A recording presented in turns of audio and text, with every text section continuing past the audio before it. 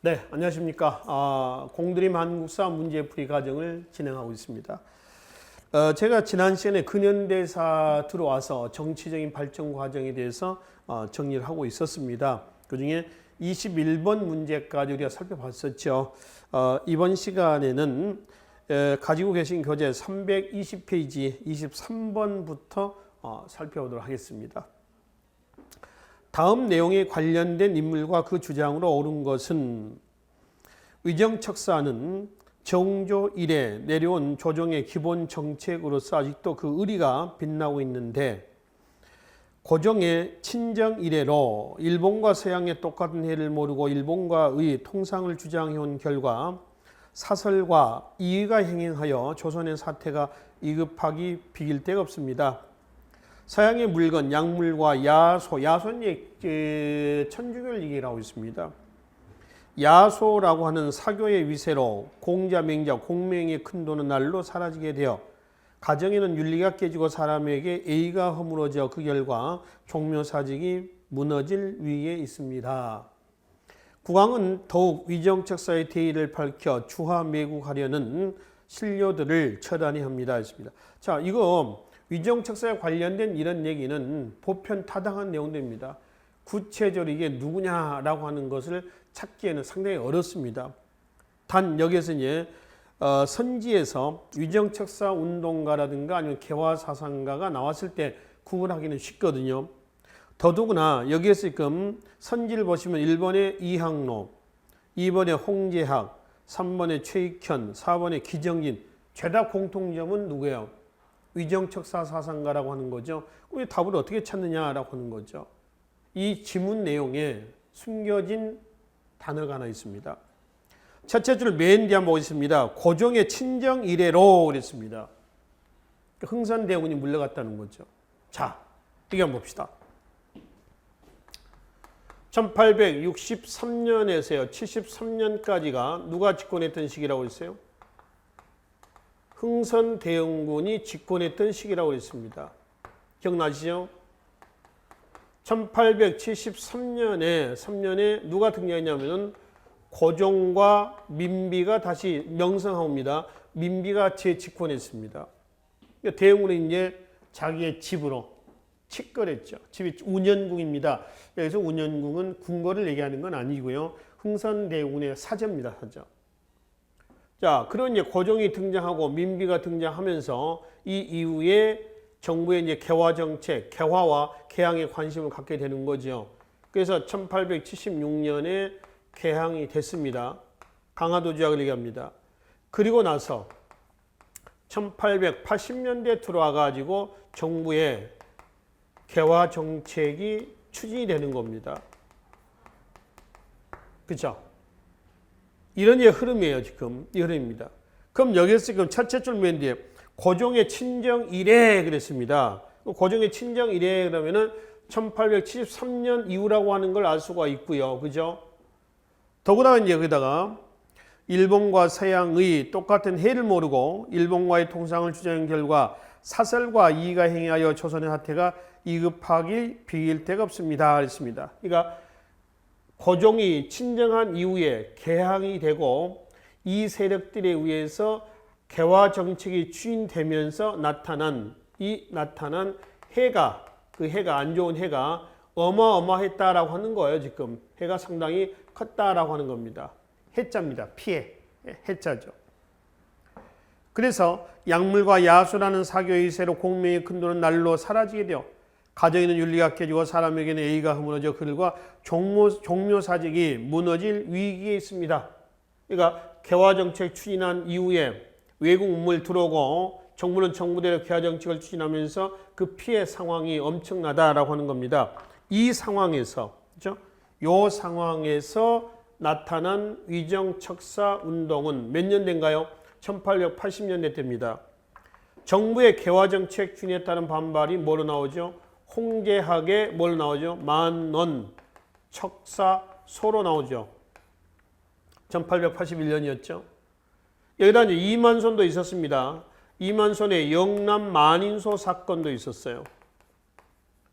근데 이 영남 만인소는 정부의 개화 정책 추진에 따른 반발은 아니었고 뭐에 따른 반발이었나요? 이거는 이 홍제학의 홍제학의 황준헌이죠. 황준헌의 조선 책략 유포에 따른 반발입니다. 2차 수인사로 일본에 갔다 왔었던 김홍집이가 가지고 온 책이었었죠. 그러니까 이게 유포가 되면서 영남유생 이만소원의 영남만소가 나왔고 홍제학의 많은 척사서는 정부의 개화정책 추진에 따른 반발이었습니다. 그래서 여기서 이 사람은 누구냐면 홍제학이었고 홍제학의 많은 척사서의 내용이었었어요. 이항로하고 일본의 이항로하고 이 문장 다 맞는 문장입니다. 1번의 이항로와 4번의 기정리 있죠. 이거는 몇 년대 때 위정척사 사상가요? 사사가인가요? 1860년대죠. 그래서 이항로 바로 통상불가. 통상하면 안 된다는 거죠. 그 다음에 기정진, 내수외양 그렇죠. 70년대 때 위정척사 운동은 바로 누구 때였어요? 누가 나옵니까? 최익현, 개항불가, 외양일체. 80년대 때는 홍제학의 많은 척사서, 이만순의 영남만일서. 90년대 때 위정척사 운동은 항일 의병 운동으로 나왔었죠. 기억나시죠?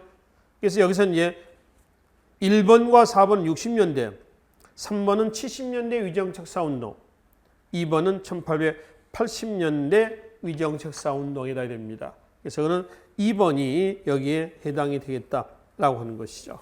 자, 25번 문제로 넘어가도록 하겠습니다.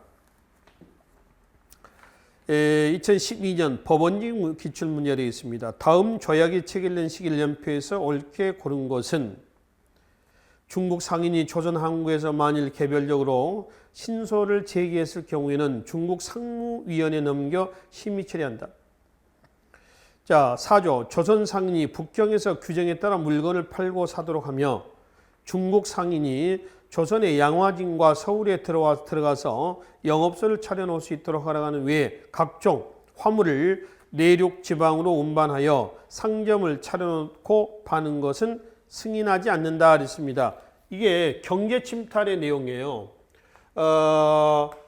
정부의 개화 정책 추진과 위정척사 사상의 충돌에서 터진 첫 번째 사건이 1882년에 뭐였죠? 이모군란이었습니다.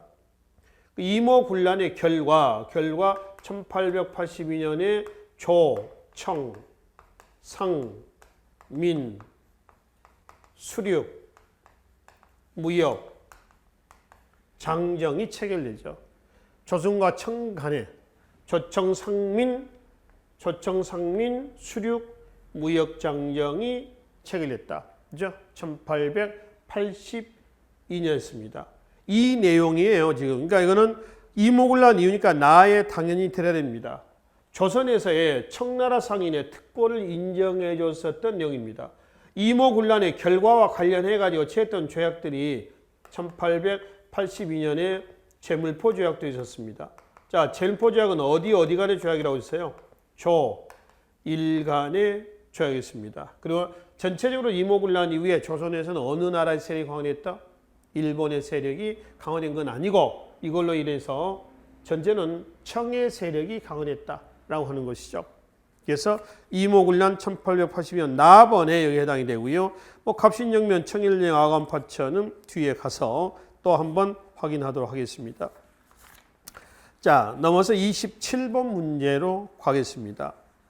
다음 기억에 들어갈 인물과 관련이 없는 거 그랬습니다. 지금 고종 21년 일성록에 좀 들어와 있는 내용입니다만은 각국과 더불어 통상한 이래 안팎의 관계와 교섭이 날로 늘어나고 따라서 관청과 상인들이 주고받는 통신이 많이 있다. 통신. 우정총국을 설립해서 밑에 줄에 우편 나와 있죠. 그 밑에 줄에 병조참판 기억을 우정총판으로 뽑고 했습니다. 누구 같아요? 우정 그러면은 홍영식이죠. 그렇죠? 자, 보세요. 구미 제국과의 최초의 조약은 1882년에 조, 미, 수호, 통상 조약입니다. 미국과의 최초의 조약이에요. 이 조미소 통상 조약은 청나라 중재에 의해서 청이 미국을 끌어들인 것은 조선에서의 자기네들의 어떤 우위권을 확보하겠다는 겁니다. 조선의 종주국은 청나라다라고 하는 걸 유럽 세계에 알리겠다는 거죠. 근데 청나라가 이건 잘못 생각한 거라고 그랬죠. 오히려 유럽 세계를 끌어들이는 그런 결과를 초래했었습니다. 하여튼 이 조미소 통상조약은 조선 책략 있죠. 조선 책략의 영향을 또 많이 받았습니다. 조선 책략에 뭐가 있었죠? 친중국, 결일본, 연미국 할 때 그 연미국 조항을 지금 두고 한 얘기입니다. 불평등 조약이며, 그죠? 최혜국 조항과 그리고 관세권이 규정이 됩니다. 관세권, 세금 내겠다는 거죠. 그 다음에 최혜국 조항입니다. 모든 특혜를 주는 겁니다. 이 최혜국 조항은 나중에 이제 그 이권 침탈의 법적 근거였던 조항으로 작용이 됩니다. 그리고 상호협조 거중조정. 이거 뭐냐면은 어려울 때 서로 돕자 이 얘기입니다. 이런 것들이 들어가 있어요. 특히 관세권을 규정하고요. 최혜국 조항이 들어가자 일본이 발끈합니다. 그래서 일본이 이 조항으로 인해서 일본이 1876년에 조1 무역 규칙이 있습니다. 조1 무역 규칙이 있어요.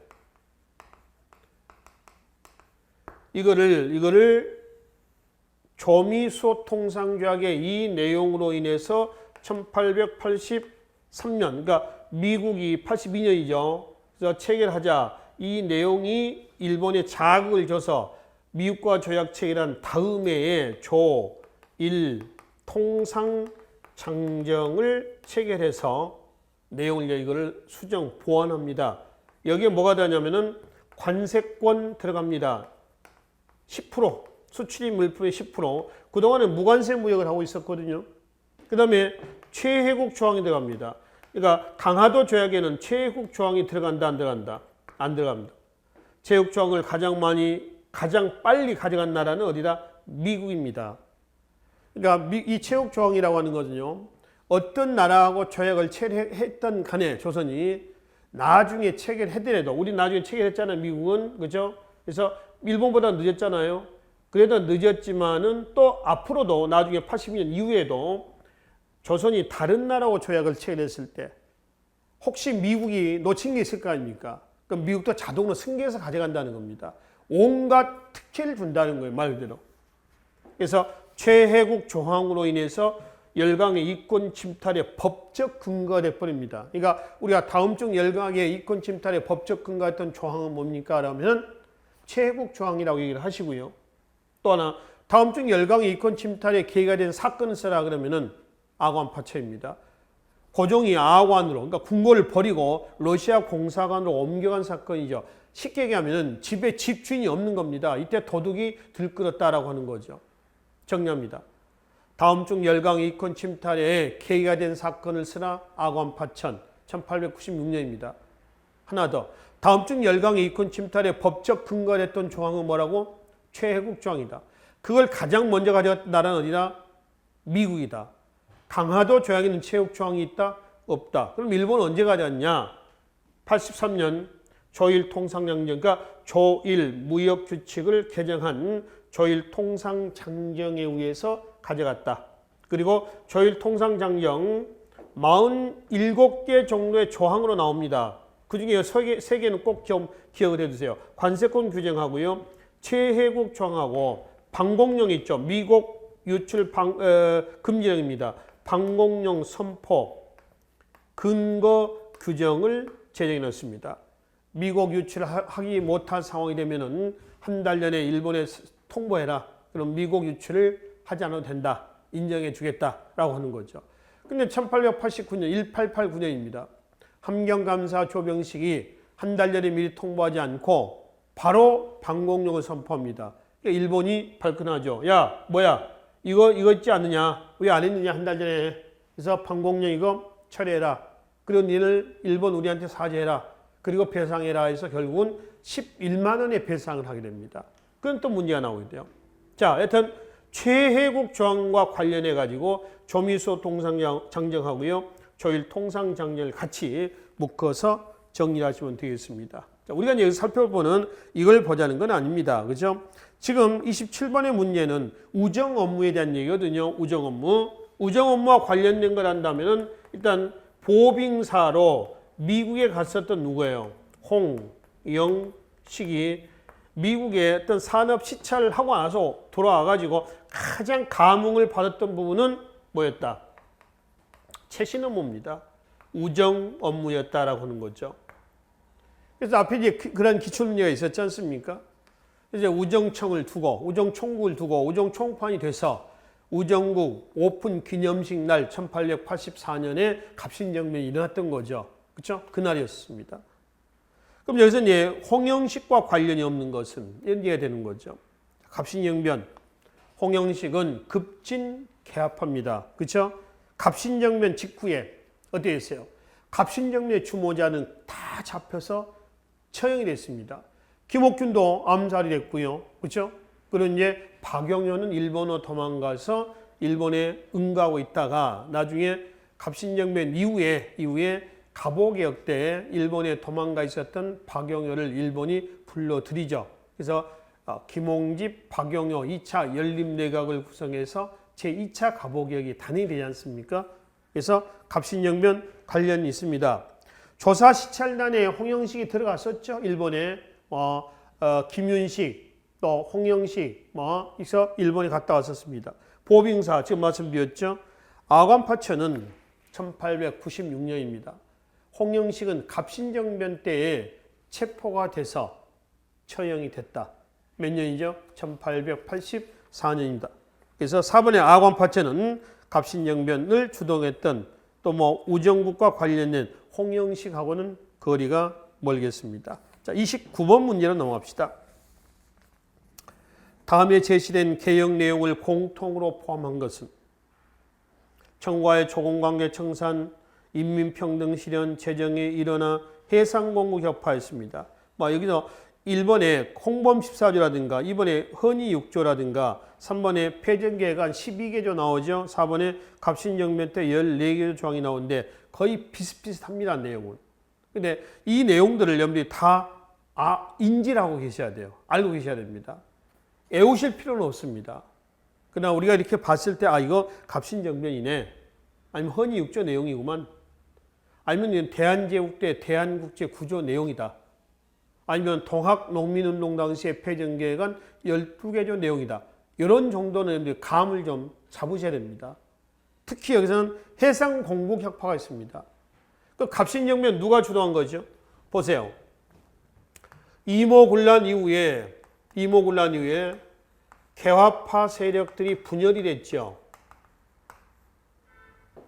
민비와 김홍집 등을 중심으로 했었던 온건개화파, 그 다음에 박영효라든가 홍영식이라든가 김옥균 등을 중심으로 했었던 급진개화파.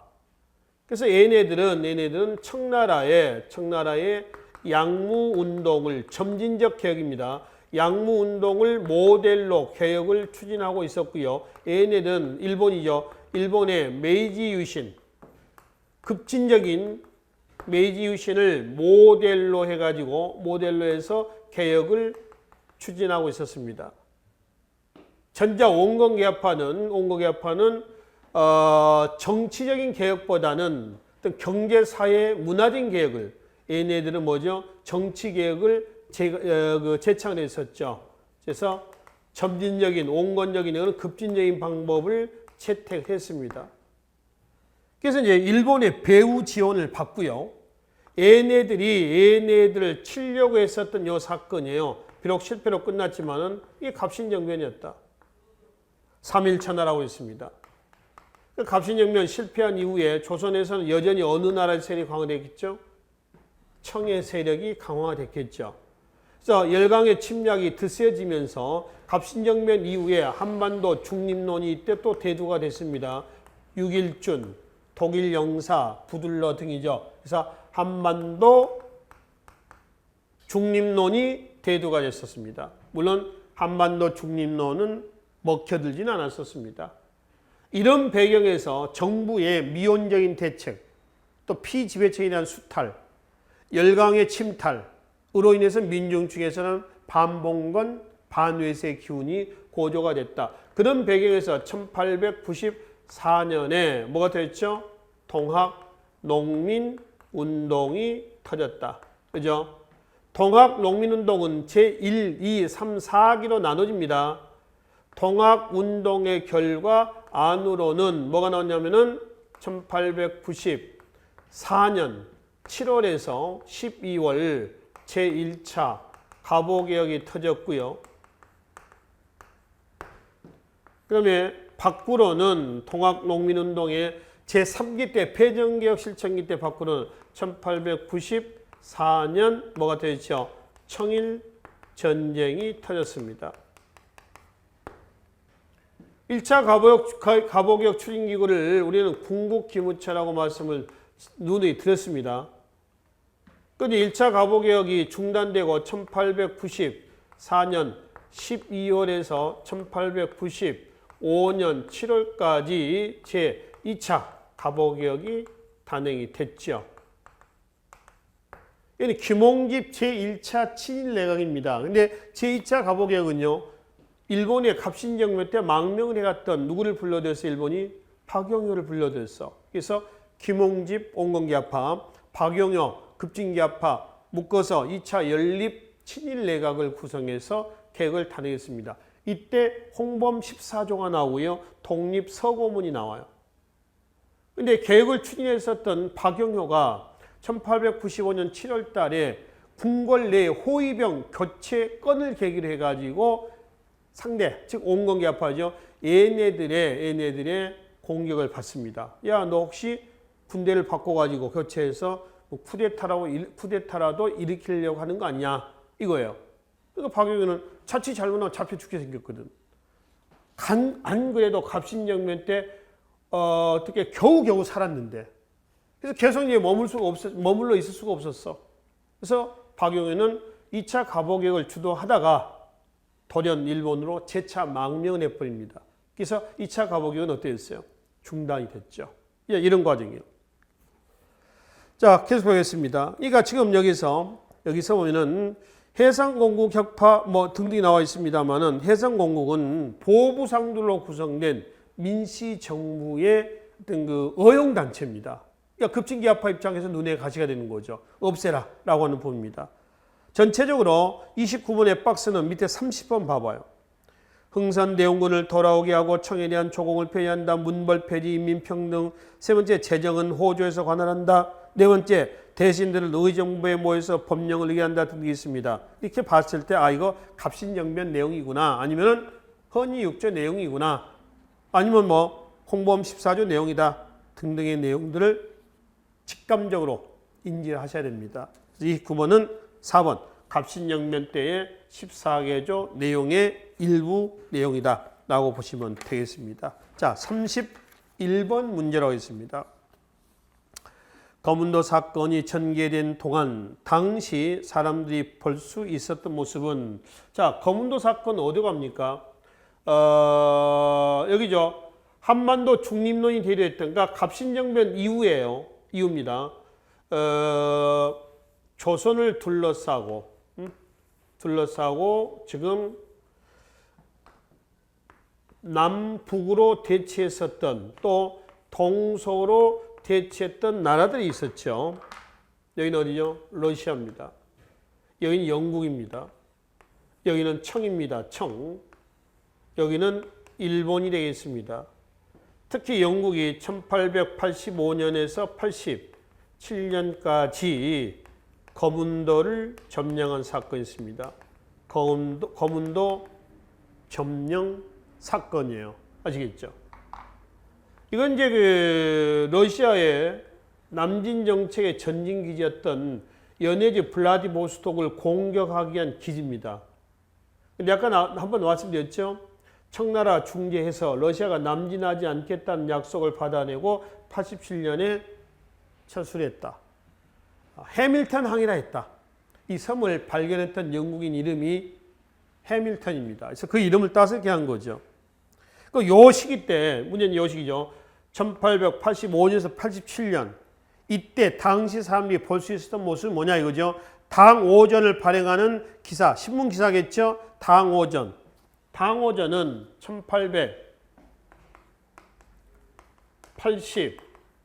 1883년에서 1894년까지 발행된 화폐인데, 이건 뭐냐면은, 언제 발행되냐면, 이거 봅시다.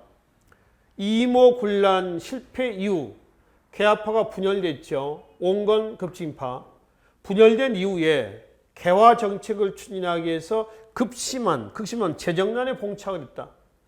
이때 이제 온건 개화파 얘는 재정난을 극복하기 위해서 뭐를 하자라고 하냐면 화폐를 발행합시다 해서 당오전을 발행을 합니다. 이때. 고종이 그렇게 하라 그랬거든요. 얘네는 화폐를 발행하면은 화폐가치 떨어지고 물가가 폭등이 될 거 아니에요. 그러니까 하지 말자. 그래서 일본에 가가지고 돈 좀 빌려오자. 이때 이제 고종은 그러면 이것도 하고 이것도 해라.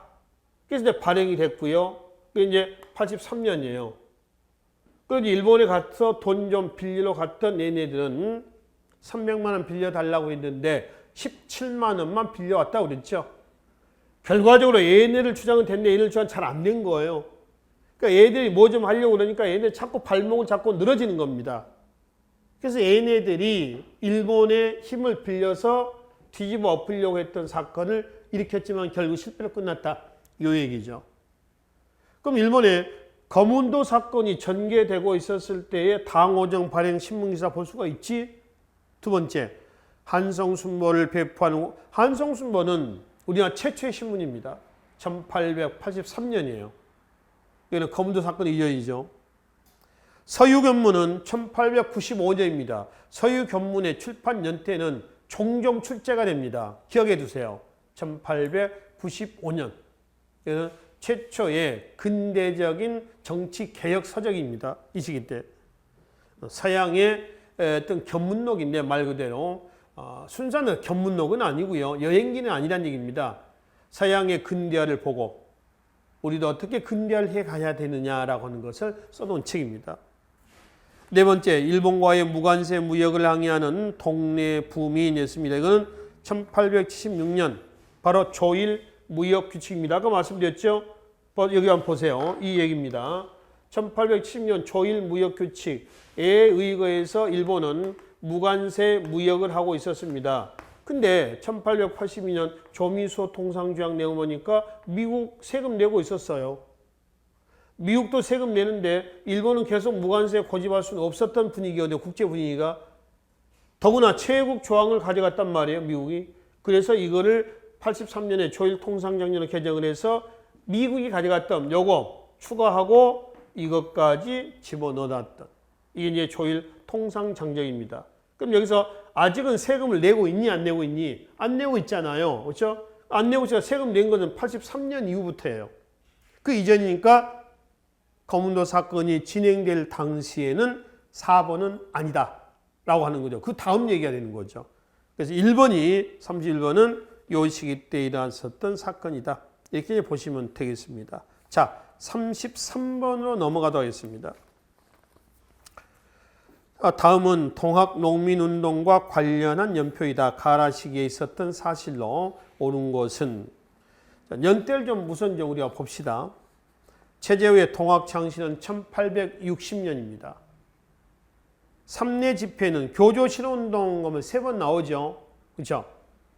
3내 집회 1차입니다. 1892년이고요. 2차가 서울 궁궐앞 복합상소입니다. 93년.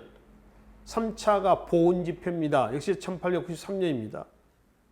고부관화 습격, 이거는 동학농민운동 제1기입니다. 1기 때 나온 거죠. 고부 군수 조병갑 행포 착취했다는 반발이죠. 전봉윤 등이 고부 관할을 습격한 겁니다. 1894년 2월달 혹은 양력으로는 2월이면 음력은 1월달이기도 합니다. 그래서 고부 관할 습격. 전주성 점령은 1894년 4월입니다. 이기 때죠. 이기 때 동학운동이 결정이 됩니다. 그런데 여기서 이제 전라 감영군과 관군, 경군까지 완전히 격파했습니다. 우금치 전투는 4기 때죠. 1894년 11월이 되겠습니다. 그럼 여기서 봅시다. 1번의 황토현 전투는 어디에 나냐면은 1894년이에요. 전주 황토현 전투거든요. 그 다음에 전주성 점령이 나옵니다. 그러니까 1번은 가가 아니라 다가 돼야 되고요. 두 번째 청일전쟁은 언제 나오냐면 라로 가야 됩니다. 우금치 전투 전에 나와요. 1894년 7월 25일 청일전쟁이 거기에 들어간다는 거죠. 자, 3번. 남적, 동학의 남적과 북적군의 논산 직결이 있습니다. 이거는 라에 들어갑니다. 제4기 때 나오죠, 4기 때. 그럼 네 번째 라, 일본군의 경복궁 점령이 있습니다. 역시 1894년 7월 23일입니다. 라에 들어갑니다. 2, 3, 4는 라에 들어가야 되고요. 1번은 다에 들어가야 된다라고 이제 보시면 됩니다. 이게 어떤 순서냐면은 이 동학 농민운동을 잠깐 살펴보도록 합시다. 동학 농민운동은 아까 몇 기로 나온다 그랬어요? 제1기, 제2기, 제3기, 그다음에 제4기. 제1기는 고부 밀란식입니다. 고부군수, 조병갑, 횡포, 척취에 따른 반발이죠. 습격을 해서 군수를 몰아내고 관곡을 탈취해서 군민들에게 나눠진 다음에 10여일 만에 자진해산했습니다. 제2기는 동학운동의 절정기라고 그래요. 동학운동의 절정기. 이때 이제 전라 감영군을 격파했던 것이 전주 황토현 전투고요. 그 경군 홍계원이가 이끌고 내려오죠. 그거를 장성 황룡천 전투에서 격파했습니다. 이때 흰식 무기, 소위 장태라고 하는 게 사용됐죠. 관군안이 박살났어요. 정부에서 이제 동학군을 진압하기 위해서 청군을 요청했어. 들어왔어. 청군이 들어오니까 갑신정변의 결과 텐진조약이 체결됐었잖아요. 누구 아니요? 청과 일본 간에. 이 텐진조약은 앞서도 말씀드렸습니다만 양국 군대 공동철병, 공동파병 내용입니다. 그러니까 청나라 군대가 1894년 5월 5일 날 인천으로 들어와요. 요청도 하지 않은, 요청해서 들어왔죠. 근데 요청도 하지 않은 일본 군대가 다시 청나라 군대가 1895년 5월 5일 날 아산만으로 돈단 말이에요. 근데 요청도 하지 않은 일본 군대가 1894년 5월 9일 날 인천으로 들어옵니다. 일본이 자동 개입했던 법적 근거는 뭐란 얘기예요? 바로 텐진조약입니다. 갑신정변의 결과 체결했던 청과 일본 간에 양국 군대 넉 달 이내 공동 철병, 공동 파병 근거예요. 그러니까 청나라 군대하고 일본 군대가 이제 우리나라 들어와가지고 첨예하게 대립을 합니다. 이때 정부나 동학군이나 외세의 개입, 외국 군대의 개입을 원하진 않았거든요. 그래서 일본 청나라 군대의 충돌을 우려해서 정부군하고 동학군하고 화의를 맺습니다. 전주화약이죠. 이 제2기가 마무리가 된 순간입니다. 그리고 이제 제3기 전주화약 이후에 폐정개혁 실천기예요. 그래서 이제 동학은 집강소라고 하는 관청을 두고 정부는 교정청이라는 관청을 두고 정부는 정부대로 동학은 동학군대로 폐정개혁을 실천하려고 했었어요. 하고 있었습니다. 자, 그때의 일본은 1894년 7월 김홍집 제1차 친일 내각을 구성해서 1차 갑오개혁을 주도하고 그것도 아산만에 주도했었던 청군은 일본이 1894년 7월 달에 기습 공격을 합니다. 그래서 청일전쟁이 터지죠. 누가 이기죠? 일본이 이겼습니다. 이게 1895년 4월 시모노세키 조약입니다. 일본의 승리로 끝이 났어요. 그래서 시모노세키 조약을 기점으로 본다면요. 이 조약을 기점으로 이제는 청일 대립기, 이유는 러일 대립기라고 합니다. 왜 러일 대립기냐면 이 조약 이후에 1895년 4월 바로 이 조약을 파기했었던 삼국 간섭이 나옵니다. 이 삼국은 어디냐면 러시아를 중심으로 해가지고 독일, 프랑스 이라는 거죠. 그래서 보면은 이목을 난 이후에는 조선에서 청나라 주도권을 갑니다. 갑신정비 이후도 통합 농민운동부터는 조선에서 일본이 주도권을 잡습니다. 그리고 이제 삼국 간섭 이후부터는 조선에서는 어디가 러시아가 주도권을 잡는 거죠. 그렇죠? 삼국 간섭으로 시모노세케 조약을 파기하니까 일본이 위축되는 겁니다. 더구나 삼국 간섭 이후에 민비는 러시아를 끌어서 일본을 제재를 하려고 하죠. 일본이 발끈하는 겁니다. 그것이 1895년 8월 을미사변으로 나오죠. 그러니까 을미사변 이후에 다시 한반도에서는 어디에 세력이 강화됐어? 일본이 주도권을 잡는 거죠. 그리고 1895년 8월부터 10월까지 제3차 개혁, 뭐죠? 을미개혁이 단행이 됐습니다. 그리고 1896년부터 97년까지 아관파천, 을미개혁인 아관파천에서 중단이 되죠. 러시아 공사관으로 고종이 옮겨간 사건입니다. 그래서 다시 한반도에서 주도권은 어디로 간다? 러시아로 간다. 그리고 아관파천 이후에 고종의 환궁 여론 속에서 1897년에 바로 고종이 경운궁으로 환궁해서 대한제국, 국호를 조선에서 대한제국으로, 대한국제국은 황제 제자입니다. 그래서 원래 국호는 대한국입니다. 황제 나라다 해서 대한제국이다. 연운 광무를 한다. 그 왕을 황제를 하죠. 이때 개혁을 광무개혁이라고 얘기를 하는 것이죠. 그러나 광무개혁은 끝을 보지는 못했습니다. 러일간의 대립이 1904년 2월 달에 러일전쟁으로 터졌죠. 러일전쟁에서 누가 승리합니까? 일본이 승리하고 1905년 9월 포스모스 조약이 체결되면서 완전히 러시아를 몰아냈습니다. 그 뒤로는 일본 주도기라고 하고요. 그런데 두 달 후에 1905년 11월 17일 을사늑약을 체결해서 일본이 조선에서 외교권을 가져간 것이죠. 자, 이런 흐름이에요. 그러니까 지금 동학운동 보면 1기 고분란 시기, 2기 동학운동의 절정기, 3기 패전개혁 시기, 3기 때 안으로는 갑오개혁, 밖으로는 청일전쟁입니다. 청일전쟁에서 일본이 우세하게 진행되니까 동학군들이 다시 재봉기합니다. 이때는 남쪽과 북쪽이 연합을 해요. 그래서 논산에서 직결해가지고 바로 제4기 항일 구국운동기에서 이제 다시 재기를 합니다. 그러나 공주 우금치 전투, 일반 400여 명은 공주 우금치 전투에서 패배하고요. 400여 명은 보은, 충청부터 보은 북실 전투에서 싸우다가 전원 토벌됩니다. 그래서 동학운동은 4기까지서 마무리가 돼 나가는 거죠. 그래서 1, 2, 3, 4기에서 동학운동의 전개 과정을 인지하시면 되겠습니다. 그 과정이 33번 문제에서의 내용이다라고 보시면 되겠죠. 자, 뒤로 넘어서 35번 문제로 살펴보겠습니다. 자료의 피고가 벌였던 활동을 오는 것은 여기서 얘기하고 있는 피고는 누구냐 그러면은 누구예요? 바로 태인이 나오고요. 전라도 쪽입니다. 그죠? 얘는 동학운동을 주도했던 누구죠? 전봉준이에요. 전봉준.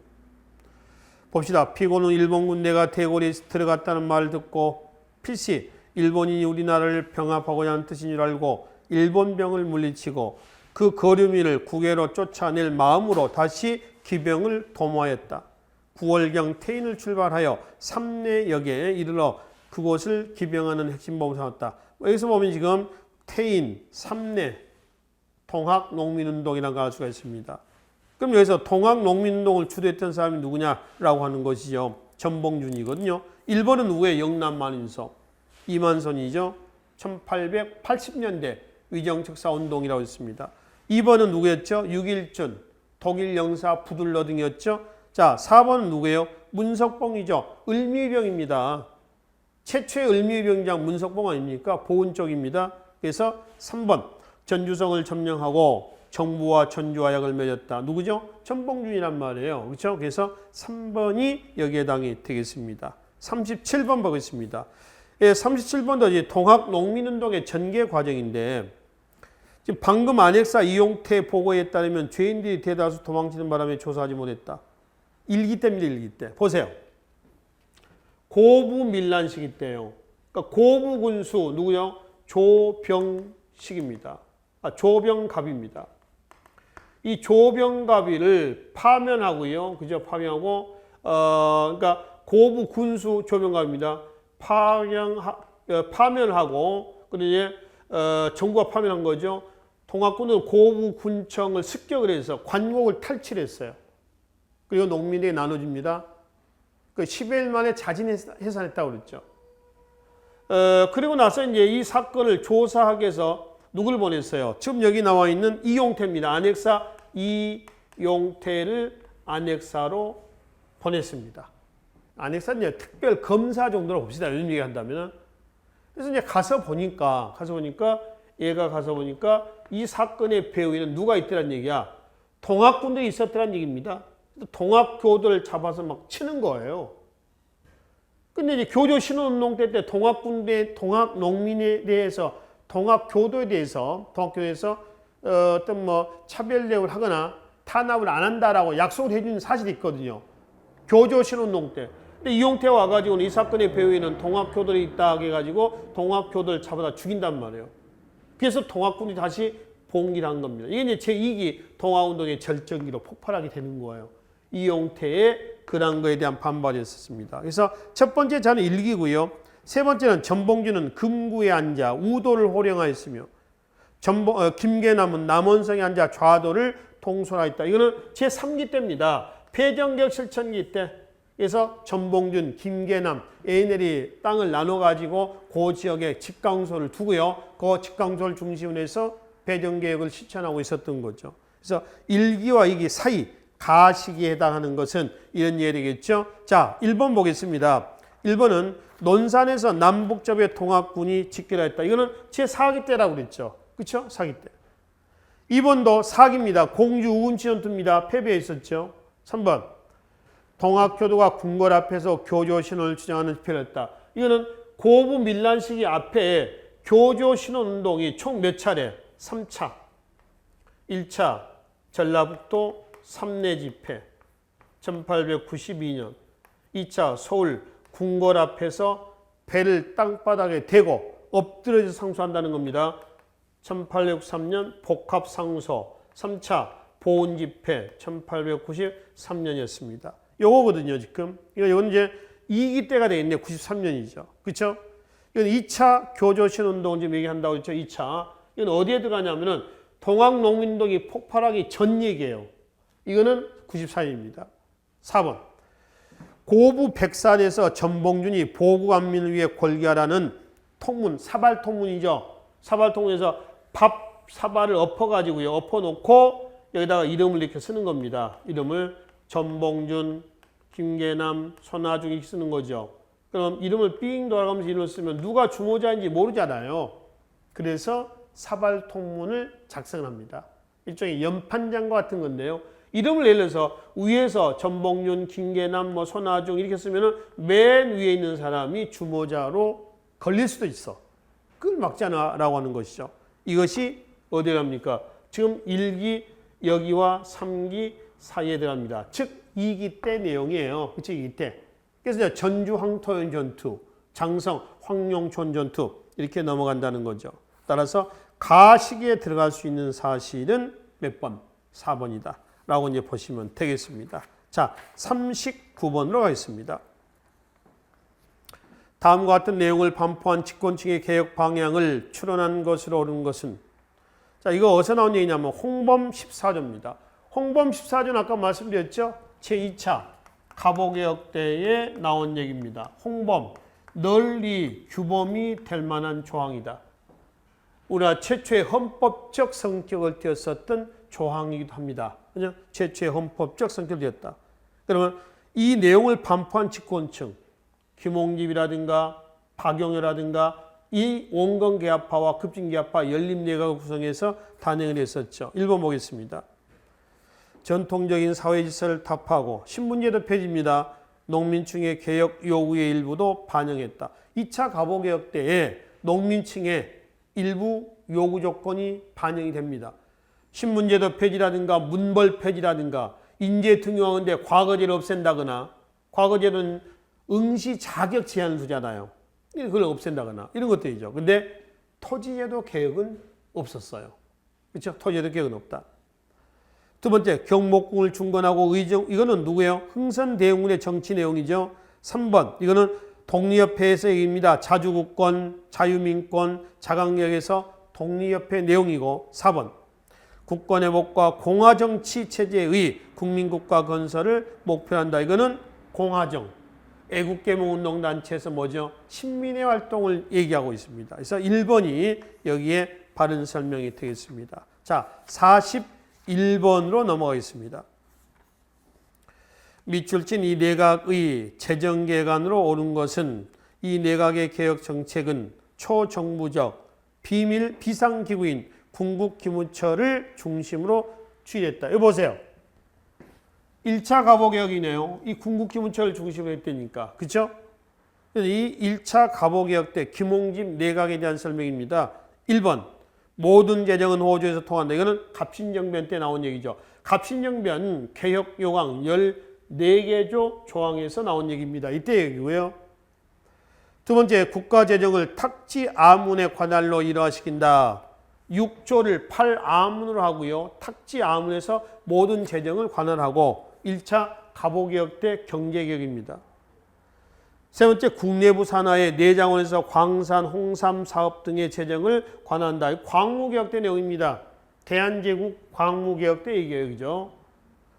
4번, 국가재정은 탁지부에서 전관하고 예산과 결산을 국민에게 공표한다. 이거는 독립협회, 어디 갔습니까? 이 독립협회는 어디냐면은, 이거 보세요. 아관 파천으로 인해서 열강의 이권 침탈의 계기가 되자, 우리가 빼앗긴 이권이나 빼앗아 가려고 했던 이권을 지켜야 되지 않겠느냐 해서 이제 조직됐던 단체가 1896년에서 98년까지 뭐냐면 독립협회입니다. 헌의 6조가 나왔던 그때 독립협회예요. 네 번째 얘기는 독립협회 헌의 6조입니다. 헌의란 뜻은 갖다 바친다는 거죠. 고종이 다 사인도 했어요. 근데 결국 이제 고종이 독립협회를 1898년에 해산시키죠. 해산시킴으로 해서 독립협회 활동은 유야무야 돼버렸습니다. 자, 여튼 41번은 제1차 가보개혁을 묻는 내용이었습니다. 자, 43번으로 넘어가도록 하겠습니다. 궁극기무처가 폐지되고 시행된 제2차 가보개혁의 내용으로 오는 것은 여기죠. 제2차 가보개혁 때 내용입니다. 교육입국조서를 반포를 했습니다. 맞습니다. 이 교육입국조서 1895년입니다. 이거의 후속 조치로서 소학교, 중학교, 사범학교, 외국어학교 등 각종 관리학교가 세워지게 됐죠. 2번 6조를 8아문으로 또 3번 경무청, 경찰청이죠. 지금의 4번 국내부를 신설해서 왕실과 정부 사무를 분리합니다. 왕실 사무는 어디에서? 국내부에서, 정부 사무는 어디서? 의정부에서. 그래서 2, 3, 4는 1차 가보개혁 내용이고요. 그 다음에 1번은 2차 가보개혁 때 내용에 해당이 되겠습니다. 45번으로 하겠습니다. 다음 기구에서 추진한 개혁 내용으로 오는 것은 이게 1차 가보개혁 때 뭐죠? 군국기무처 얘기예요. 아셨죠? 군국기무처입니다. 은본위화폐제도 맞습니다. 참고로 옆에 좀 메모 좀 하겠습니다.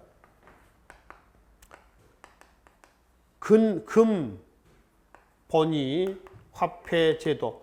금본위화폐제도 그러면은 대한제국 때입니다. 광무개혁 때. 대한제국 광무개혁 때 얘기고요. 그 다음에 본위화폐제도 그러면은 지금 나와 있는 제1차 가보개혁 때 얘기다. 금본이나 은본이나 화폐 단위를 금값이나 은값에 연동해가지고 운영하는 걸 얘기한다라고 이제 보시면 되겠죠.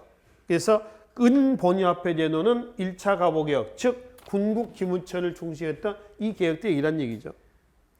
2번은 흥선대원군의 개혁 정책이고요. 3번은 광무개혁 때 얘기입니다. 양전사업 또 지게는 우리나라 최초의 개인 토지 소유 인정 문서입니다.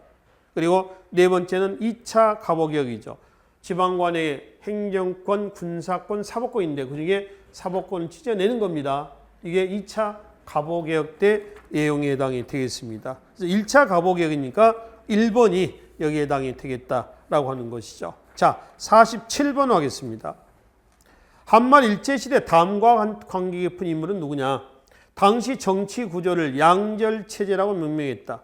사회 진화를 우리나라에 처음으로 소개했다. 누구죠? 육일주입니다. 양절체제라고 하는 건 뭐냐면은 이거죠. 양절체제라고 하는 것은 양절체제입니다. 청 있죠. 청나라에 대해서는 뭘 한다는 거예요? 사대를 하면서 다른 나라 있죠. 그래서 뭐 일본이라든가 러시아라든가 그렇죠? 영국이라든가 그렇죠? 미국이라든가 이런 나라에 대해서는 대등한 관계에서 외교 관계를 맺는 거예요. 좀 안 맞죠? 여기는 사대하면서 나머지는 대등한 평등 관계입니다. 이런 체제를 뭐라고 하냐면은 뭐라고 그래요? 양절 체제라고 그래요. 이 용어를 누가 했냐? 육일주의입니다. 사회 진화를 우리나라 최초에 소개했고 서유 견문을 남겼고 그렇죠? 근대화의 방약사라고 했죠? 대한 문전을 남겼던 누구? 육일주의였습니다. 그래서 47번은 4번이 여기에 해당이 되겠습니다. 자, 그래서 47번 문제까지만 이 시간에 정리합시다 하고 나머지 뒤에 부분은 또 다음 시간에 이어서 살펴보기로 하겠습니다. 수고하셨습니다.